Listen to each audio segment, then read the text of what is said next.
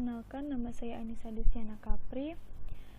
Di sini judul TA saya berjudul Sistem Informasi Pengelolaan Keuangan Penjualan Perumahan pada PT Fahri Property Land.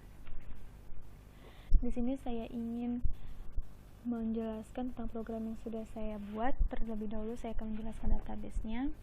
Database di sini bernama db_fahri. Terdapat tabel akun, tabel detail beli, tabel detail rumah, tabel detail jurnal, tabel konsumen, tabel pembelian, tabel pemesanan, tabel perumahan, dan tabel user. Untuk tabel akun memiliki atribut kode akun sebagai primary key, tipe akun, dan nama akun. Untuk detail beli memiliki atribut ID detail beli sebagai primary key, auto increment, tanggal bayar, AJB, BPHTB, BBN, PPN, total bayar, dan tipe bayar. Untuk detail rumah memiliki atribut IDDR sebagai primary key, auto increment, ID perumahan, kode blok, harga rumah, kelebihan tanah, dan penambahan fasilitas. Tabel jurnal memiliki atribut ID jurnal sebagai primary key, auto increment, kode akun, kode pembelian, tanggal jurnal, debit, kredit, dan kode hapus. Untuk tabel konsumen memiliki atribut ID konsumen sebagai primary key, nama konsumen, alamat, jenis kelamin, nomor HP, KTP, KK, dan foto. Untuk tabel pembelian memiliki atribut kode pembelian sebagai primary key, kode pesanan, ID perumahan, tanggal bayar, AJB, BPHTB, BBN, PPN, KPR atau keuntungan pemasaran rumah, pemasukan, total bayar, subtotal, dan status. Selanjutnya, tabel pemesanan memiliki atribut kode pesanan sebagai primary key, ID konsumen, ID perumahan, tanggal pesan, booking free, jenis bayar, dan ID user. Untuk tabel perumahan memiliki atribut ID perumahan sebagai primary key, auto increment, nama perumahan, alamat, tipe, fasilitas, harga tanah, harga bangunan, harga rumah, kelebihan tanah, biaya fasilitas, dan foto. Dan untuk tabel user memiliki atribut ID user sebagai primary key, username, password, nama, nomor HP, level, alamat, dan foto.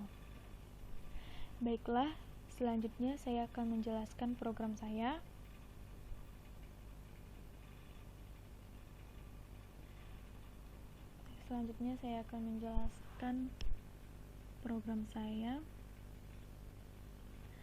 Di sini admin terlebih dahulu melakukan login.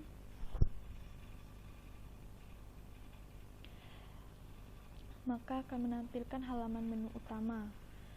Pada halaman menu utama admin ini, admin dapat mengelola master data seperti data konsumen dan data user. Kemudian input data perumahan, transaksi booking, transaksi pembelian, data jurnal, laporan jurnal umum, laporan pemesanan, ada laporan harian, bulanan, tahunan, dan periode. Laporan penjualan, ada laporan harian, bulanan, tahunan, dan periode. Pertama, admin akan menginput data konsumen. Untuk ID konsumennya sudah otomatis, yaitu CS0004, nama konsumen Fairunisa, alamatnya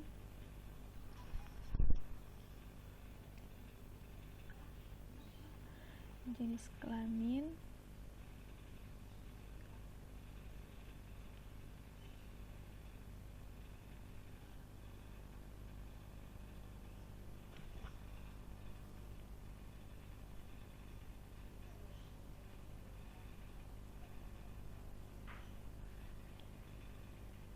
di sini admin akan memasukkan foto konsumen,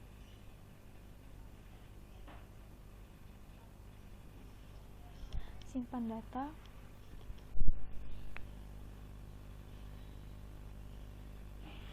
ID konsumen CS0004, nama konsumen UV Hairunisa sudah diinput. Kemudian input data perumahan.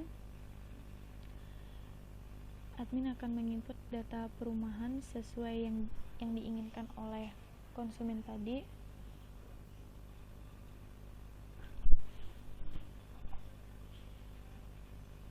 Tipe perumahan tipe 36, fasilitas ini jika ada penambahan dari konsumen maka akan dikenai biaya tambahan untuk fasilitas.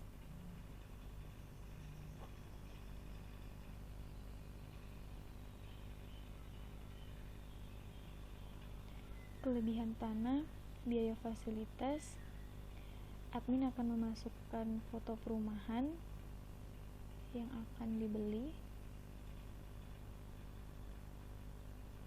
Simpan data,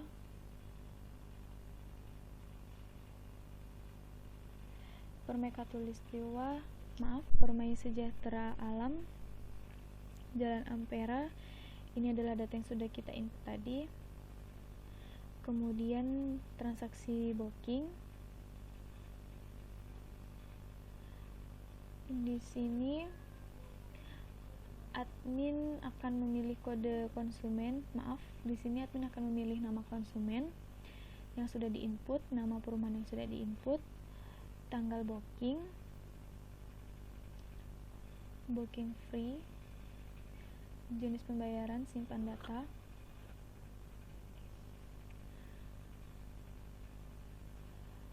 BK004, nama konsumen UV Hairunisa. Ini adalah data yang sudah kita input tadi. Kemudian transaksi pembelian, tambah. Di sini admin akan memilih kode booking. Kode booking BK004 atas nama konsumen UV Hairunisa. Untuk tanggalnya sudah otomatis. Kemudian ini adalah total keseluruhan yang harus dibayar oleh konsumen. Simpan data.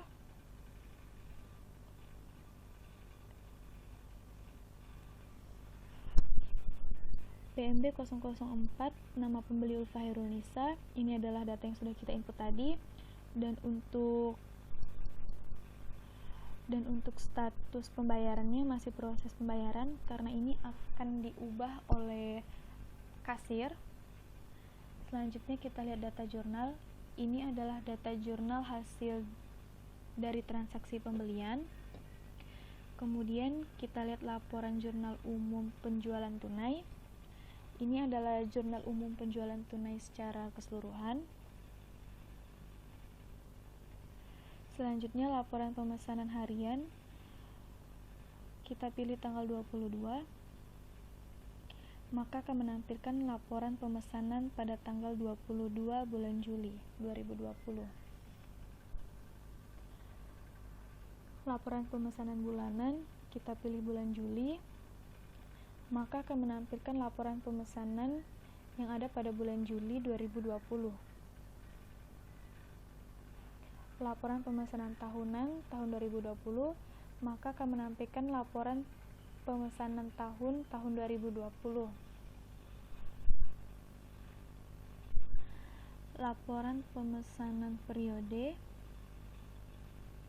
Untuk tanggal awalnya kita pilih tanggal 1 bulan Juni, dan tanggal akhir kita pilih tanggal 31 bulan Juli. Maka akan menampilkan laporan pemesanan periode dari tanggal 1 Juni 2020 sampai 31 Juli 2020. Untuk laporan penjualan harian sama, kita akan memilih tanggal 22.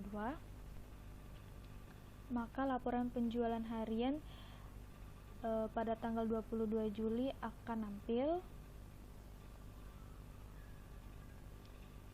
Laporan penjualan bulanan, kita pilih bulan Juli. Ini adalah laporan penjualan pada bulan Juli 2020. Selanjutnya laporan penjualan tahunan 2020. Ini adalah laporan penjualan tahunan secara keseluruhan. Kemudian laporan penjualan periode. Tanggal awalnya kita pilih tanggal 1 Juni juga. dan tanggal akhirnya kita pilih tanggal 31 Juli lagi, maka akan menampilkan laporan penjualan periode dari tanggal 1 bulan Juni sampai dengan 31 bulan Juli.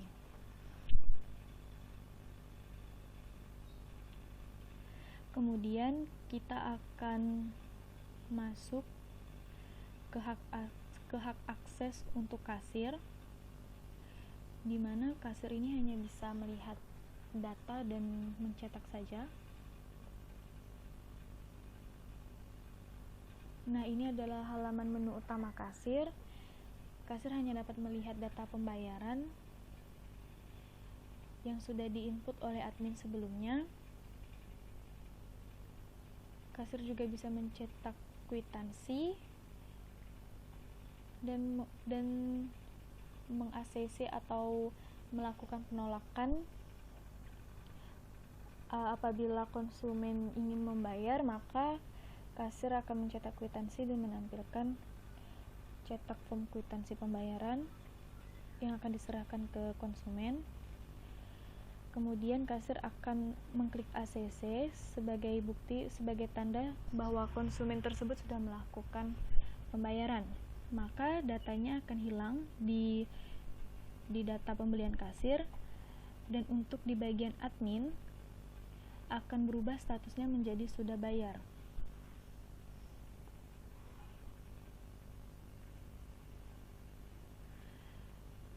Kemudian apabila kasir mengklik tolak, maka data tersebut tidak akan hilang, akan ada di data pembelian pada kasir, dan ini adalah halaman menu admin, dan statusnya akan berubah menjadi pembayaran ditolak. Kemudian admin dapat melakukan logout. Selanjutnya untuk hak akses yang terakhir adalah manajer.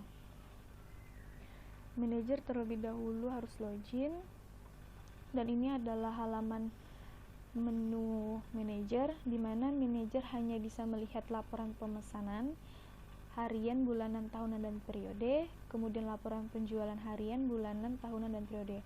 Untuk laporan harian pemesanan, kita pilih tanggal 22, maka laporan pemesanan pada tanggal 22 akan nampil. Selanjutnya, laporan bulanan, kita pilih bulan Juli, maka laporan pemesanan pada bulan Juli akan ditampilkan.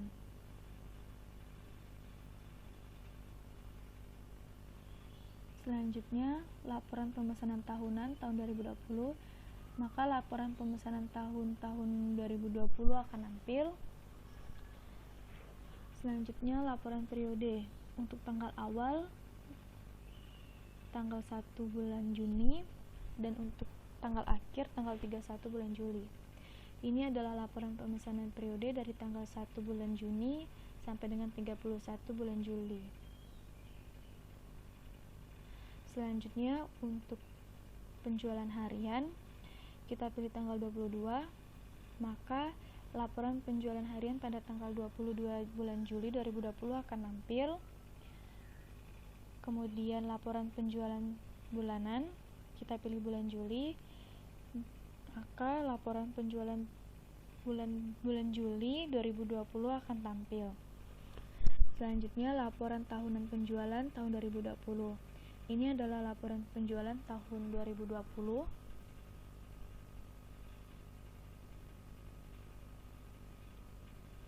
Ini adalah laporan penjualan periode, kemudian tanggal akhir tanggal 31 Juli. Ini adalah laporan penjualan periode dari tanggal 1 bulanan 2020.